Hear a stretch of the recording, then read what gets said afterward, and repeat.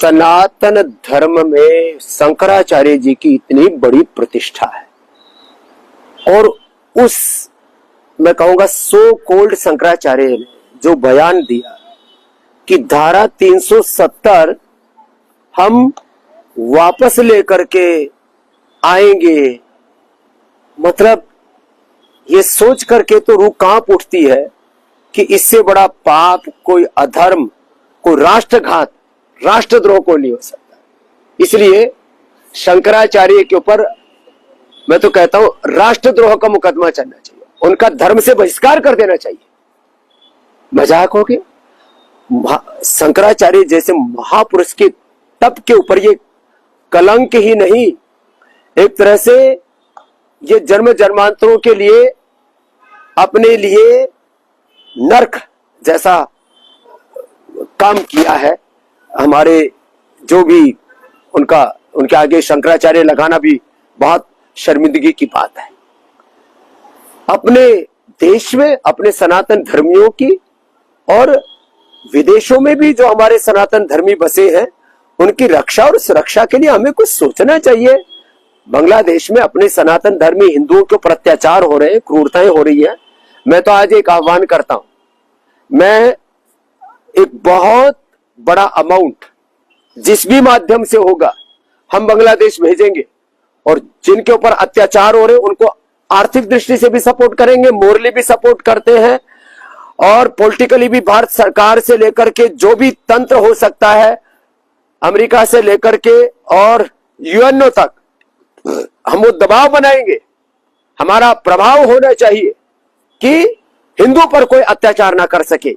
ऐसे वातावरण बनाने के लिए 100 करोड़ से ज्यादा हिंदुओं को आगे आना चाहिए और सनातन धर्म के नाम पर जो लोग फूट डालो और राज करो कि घटिया राजनीति, कुत्सित राजनीति कर रहे हैं, उनको हमें जवाब देना चाहिए। हमारे सनातन धर्म में किसी प्रकार का कोई भेदभाव, कोई भ्रांति नहीं है।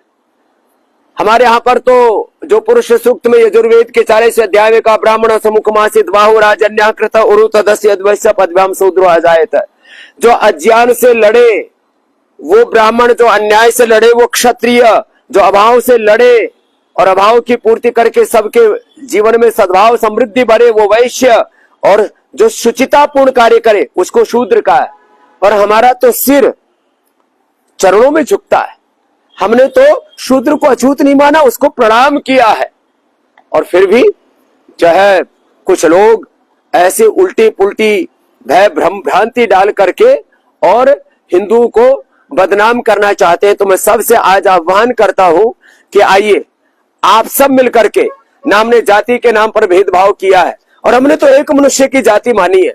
जिस मनु महाराज जी को लोग गालियां देते हैं, कोसते रहते हैं, वो कह रहे नहीं लिंगम धर्म से कारणम, हमने तो आचरण की श्रेष्ठता को धर्म माना है। ब्राह्मण क्षत्रिय वैश्य शूद्र चतुर्वर्णाश्रम धर्म 16 संस्कार, हमने तो राम को, कृष्ण को, हनुमान को, शिव को, शिवत्व को, भगवान बुद्ध को, महावीर को, गुरुनाथ को, गुरु गोविंद सिंह जी को, हमारे पूर्व ऋषि शिक्षाओं को अपने जीवन में जिया है।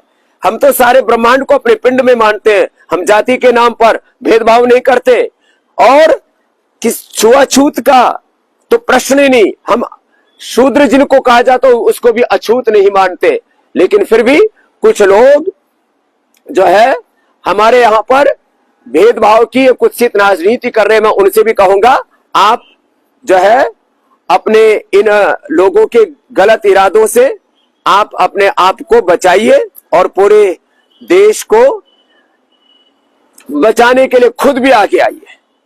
आई लव पतंजलि, हमने जो यहां पर लिखा हुआ है कोई ये स्लोगन नहीं है। पतंजलि को उनकी भेदभाव, ऊंच नीच, इन सारी बातों को मिटा करके आर्थिक गुलामी, राजनीतिक, सांस्कृतिक, वैचारिक गुलामी से, ग्लानि से, कुंठाओं से देश को बाहर निकालने का काम कर रहा है। और ये दिल्ली तो पूरा गैस चैम्बर बन गया, चारों तरफ धुआं धक्कड़ है।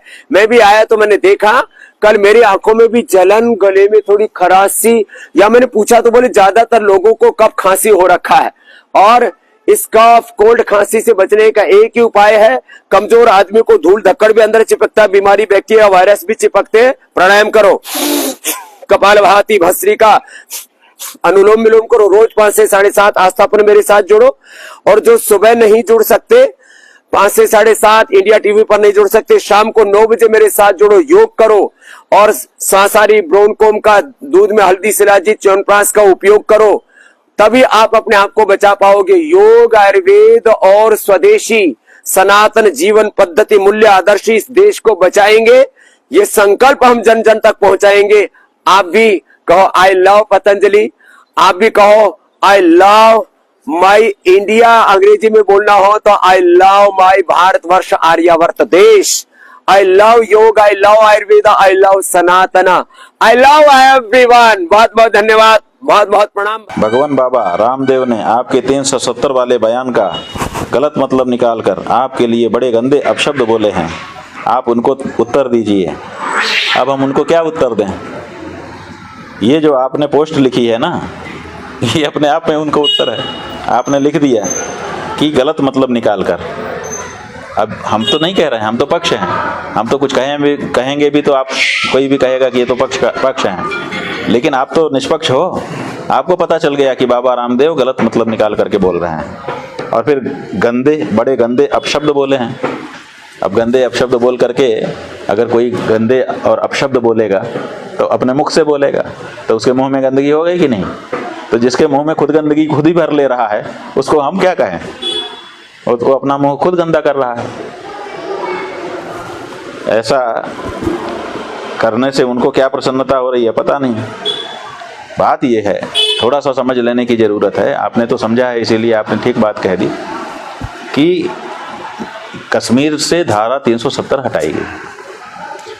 पूरे देश ने उसका स्वागत किया, हम सब ने स्वागत किया, लेकिन हम लोगों को इस बात को क्यों नहीं बताया गया कि इस धारा के साथ साथ कश्मीर में जो परंपरा से गौ हत्या बंद है, गौ हत्यारे को वहाँ पर कड़ा दंड है और गौ मांस रखने वाले को भी कड़ा दंड है।